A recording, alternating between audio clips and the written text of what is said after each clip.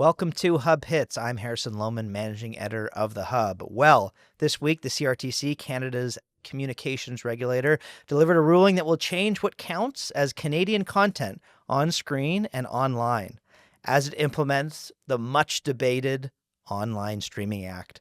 JJ McCullough is a Canadian YouTuber and political commentator, and he joins us now on The Hub. How are you doing, JJ? Oh, not too bad. Well, I asked you how you're doing because I assumed that you thought this thing was going the way of the dodo only months ago until we got our election result, right? And now implementation, stage 1, 2, and 3 as this thing rolls out, right? Yeah, I mean, geez Louise, I've been fighting or at least sort of speaking out against this bill for 4 years now. This is, of course, the notorious Bill C11. It was once known as Bill C10. This was actually something introduced in the dark days of COVID in 2021. I remember very vividly the very first video I made denouncing it, back in my old apartment a long time ago. But no, yeah, I mean, and it was passed in 2023. And then since then, it has been sort of like working its way through the digestive tract of the CRTC, which has, from my perspective, been a very sort of illustrative exercise in sort of learning how bills truly become laws, right? Because so much of how modern legislation is passed in this country, it's the parliament passes a bill, but the bill very often is very broadly written, broadly worded, and mostly just kind of gives new powers to some sort of executive branch administrative agency, which in this case was the CRTC. So Bill C11 has a lot of sort of like lofty aspirations. In theory, it's supposed to make the rules of Canadian discoverability and sort of promote good Canadian content in the streaming realm, in the internet realm. The CRTC has previously only had jurisdiction over radio and television. Bill C11 was supposed to expand that jurisdiction to the internet. But it's easier said than done, and the CRTC over the last few years has really sort of been wrangling with how to make the government's vision of sort of a Canadian public that is consuming more good patriotic Canadian content online possible within sort of the complexities of the modern internet, which is not an easy beast to regulate. Well, here's part of their vision. They're expanding the definition of Canadian content. For example, and you and I have sort of gone back and forth over this. There's now more creative roles that contribute to the points. Yes, you get points in this system. Producers need for something to qualify as Canadian. So now they're including creative showrunners, head of departments, costume folks, special effects directors. Bonus points. Bonus points. It sounds like a test. If you the content is based on a book or include a Canadian book or includes Canadian music, identifiable Canadian characters or settings. You can tell me what that might look like, JJ. But what do you make of that expansion and whether it will actually mean anything significant for creators? Well, it's I think it's very revealing. It's very technical. When you read the sort of the CRTC's new ruling clarifying, quote unquote, how Canadian content criteria will be evaluated going forward, it's pages and pages, dozens and dozens of pages of very highly technical bureaucratic jargon that really sort of clarifies the fine points of a regime that has already existed for decades. This points regime has existed for decades when it comes to evaluating the Canadianness of television shows and radio programs and movies and so on.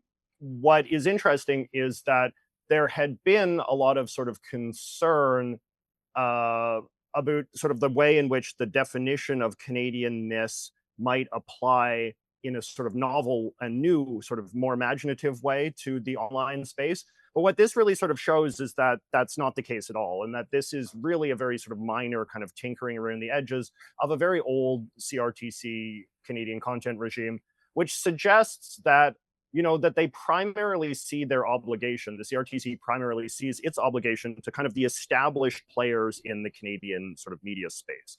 People that are already very used to playing by CRTC rules, people that are already used to sort of navigating this thicket of regulation in order to get certification, to get their content boosted. So it's really not an initiative that is concerned with, say, people like me who are making media on new platforms like YouTube. It's concerned with the people that work at the big established Canadian TV networks and production studios and so forth, because these are the people that feel the most threatened by the streaming platforms. These are the people that are feeling like, okay, they couldn't compete in a free market sort of television system. Thus, the CRTC had to, mandate Canadian content quotas on prime time and this sort of thing. And now these same sorts of people have realized that they can't compete in sort of the streaming space. They can't compete with Disney Plus and Netflix and that kind of stuff. So the CRTC is basically just coming up with rules that will, basically just transfer that regime to the streaming platform regime. And in some ways, that is, I suppose, a good thing for people like me. The fact that platforms like YouTube, user-generated content isn't really under the microscope does, kind of alleviate some of the worst sort of fears and anxieties that I had when I first learned about this bill 4 years ago. But it is not great news for Canadian consumers, I believe, Canadian sort of consumers of media, because it basically means that all of the annoying things about Canadian television, forced mandates of, rather mediocre Canadian programming being sort of forced and difficult to escape and avoid, is going to be the reality of watching Netflix in Canada. It's going to be the reality of watching, Disney Plus or Paramount or whatever in Canada going forward. How exactly that's going to play out, we don't know. All we know at this point is that, the CRTC is basically using the same system it uses for television to tell Canadian viewers what kind of content they believe they should be watching on these streaming platforms. Because the government's vision was to update the Broadcasting Act, which I think came out around the time I was born, in the early 90s. And as you said, sort of bring the online world, the brand new online world that is many years old now, into those regulations. And critics would say, yeah, did that update? I don't know. Did the modernization even need to occur? And do we even need an online streaming act or a CRTC in the first place? Where do you stand on like the larger question of whether we even need these regulations and whether we even need the regulator?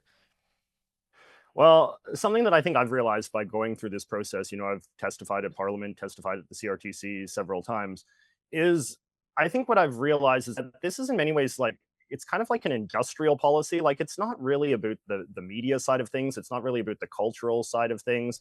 It's really just like that the CRTC understands itself to be a kind of helping hand for certain, like I said, like certain sort of established players in sort of the Canadian media industry, people that work for Canadian sort of content production studios and the actors and the directors and, the cameraman and all these sorts of people, right? Like the CRTC fundamentally understands itself as something that exists to kind of subsidize and prop up and help keep these people, help keep their careers sort of viable in the context of a market that doesn't necessarily have a great deal of demand for what they're offering, right? So I think that in addition, it's very important that in addition to sort of, just the fine tuning of the Canadian content regulations and then, the ensuing mandate of how much of this kind of Canadian content the streaming platforms are going to be obligated to air, it's important as well that we realize that a huge part of C11, and actually the part of C11 that the CRTC was, quickest to kind of get resolved, was this business of sort of taxing the big streaming platforms. All of the big streaming platforms in this country now, who operate in this country, now have to pay basically a 5% tax to the CRTC that the CRTC then, redistributes to help the sort of old players in the Canadian creators media scene, right? So that's like, being challenged the in court, though. CRTC, it is. So we'll see. But the basic sort of framework that this kind of regime operates on the assumption of is that, the CRTC has a right to basically tax and spend and subsidize and then in turn mandate consumption of the product, in this case, sort of these Canadian content creators, to mandate the consumption of what they're making through these mandates and quotas and so forth. So I think, not to put too fine a point on it, but anybody who kind of has a problem with sort of a top-down, sort of centrally planned, state-directed, kind of socialistic model of an economy, I think has a lot to find fault with the CRTC, because as much as they sort of hide behind this idea that, this is for the betterment of the Canadian cultural good, this is a sort of nationalistic initiative to make us all more patriotic and proud to be Canadian and all the rest of it, hiding behind that veneer, it's a very, I think, bluntly kind of socialistic, redistributionary, industrial policy. There's in one my opinion, somebody who likes the free market, I think it's quite indefensible. There's one province in this country that likes it more than the others. I Can you wonder. guess as to what that province is, JJ? I wonder. I wonder. And I mean, like Your that's. nemesis. I mean, that's. I mean, it's a good like that's a good sort of question or a good point to raise as well, because I think that I've always had my suspicions of the degree to which this was just kind of a backdoor sort of policy initiative in order to really prop up sort of Quebec media interests who are very used to being dependent on the state. I think it's revealing that one of the great architects of Bill C11, Pablo Rodriguez, is now the head of the Quebec Liberal Party, right? A man who can now campaign to be Premier of Quebec by saying, look at all of the good things I did to help sort of subsidize the Canadian or the Quebec, the sort of cultural and art scene, which, as we know, is a very sort of hot issue over there. This is so your critics are going to get a boost since you last spoke to them, JJ, because we're in the midst of a trade war, right? Talking about defending Canadian culture, like that rhetoric has been ramped up to 10 since we last looked at this legislation. Like, what do you make of basically their plea that we're going to be swallowed by the American wave of culture? Even worse now, given what we're seeing down south. Well, as you noted, the even in this sort of nationalistic, renaissance or whatever that we're supposedly living through, the CRTC's definition of what is good Canadian content is still very sort of limited and bureaucratic. It is still primarily based on how many sort of Canadians are involved in the production of the content. You're right that they have sort of thrown some bones to the kind of more kind of culturally sort of particular sort of set in terms of saying that, like, yeah, you get the bonus points if you have Canadian stories or Canadian characters, or if it takes place in Toronto and that kind of stuff. This is something the CRTC has historically avoided doing, but now they are doing. But again, this is still a minority of the points that you get. Overall, the points are going primarily to sort of create employment incentives for these Canadian sort of media companies to hire Canadians and be able to provide them with jobs and all the rest of that. So the cultural interest, the interest in making sort of ostentatiously patriotic movies or television shows or whatever, is a very low priority relative to just ensuring that Canadian film directors and so forth have good paying jobs. So I mean, I don't really believe in cultural mandates from the state. But for people that do, I think it's, like I said before, like this is in many ways, I think, a sort of industrial policy kind of like hiding behind a pretense that it's a cultural policy. The next frontier for all this, and I just have a couple more questions for you, is I don't know, more of the online world, right? Like this is going to start to touch on YouTube.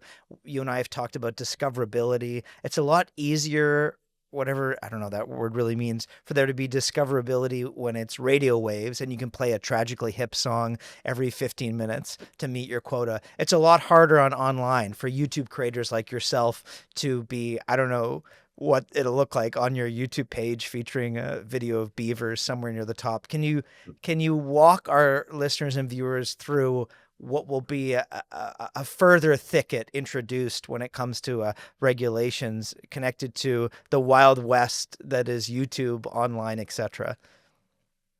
Well, that's kind of like the last sort of knot that the CRTC has to sort of untangle. Like I said before, this has been such a slog, such a bureaucratic process. It's probably not going to be finally wrapped up until the new year at some point. And the question of how to promote, basically how to bring more eyeballs to this content that the CRTC has now subsidized and sort of certified as being worthy of Canadian viewership. How to actually get Canadians to watch that is something that is going to be a real challenge, I think, for them to define. Because like you said, like the online experience is not like the television experience. Whereas if you sit down in front of your television, the CRTC mandates that during certain hours of the day, you have to show, certified CRTC approved Canadian content. But in a sort of a la carte experience that you have on Netflix or whatever, we're very used to the idea of we just pick what we want and we watch what we want when we want. And if we, we only sort of enjoy the content that we have decided we're going to enjoy. So I think that it could be pretty weak. I would suspect that in order to sort of put their finger on the scale of discoverability, you'd probably have to have some sort of system where the CRTC would require it to sort of like be on the top row permanently. You know, when you load up Netflix or Disney Plus or whatever, like you load it up and then you get like, hey, why not watch some Canadian content? And it's just always in the front. Or maybe when you use the search feature, like some Canadian videos or movies or whatever always pop up and there's sort of an inescapability. But it's still difficult because people can still choose not to watch these things no matter how much the CRTC might try to force them upon us, which was, I guess, also the problem with the CRTC's mandates for radio and television. You know, you can sort of make it as unavoidable as you want, but you know, people can still choose to watch nothing or turn off the TV or put in a DVD instead. And so Exactly. I do think that there is a degree to which, much like as it was with TV and radio, that this policy's sort of main consequence will just be basically annoying Canadian consumers more than anything else. That's the thing, JJ. They can't make us like Clockwork Orange style, Yeah, forced to watch with your eyeballs open day in and day out. yeah. Okay, well, thank you so much for walking us through it, walking us through that. That's JJ McCullough. He is a Canadian YouTuber and political commentator, and we thank him very much for joining us today on Hub Hits.